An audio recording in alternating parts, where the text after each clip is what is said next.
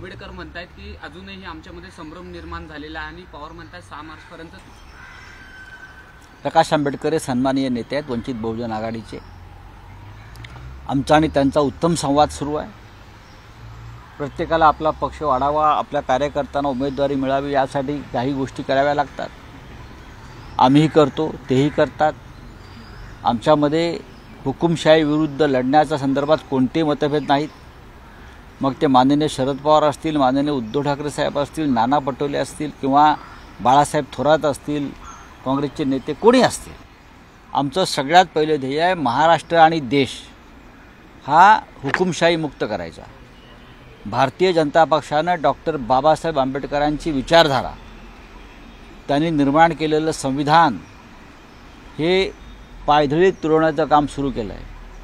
सगळ्यात आधी संविधान पायधळीत तुडवणाऱ्याचे पाय खाली खेचून त्यांना सरकारमधून खाली खेचलं पाहिजे, ही प्रकाश आंबेडकरांची भूमिका आहे.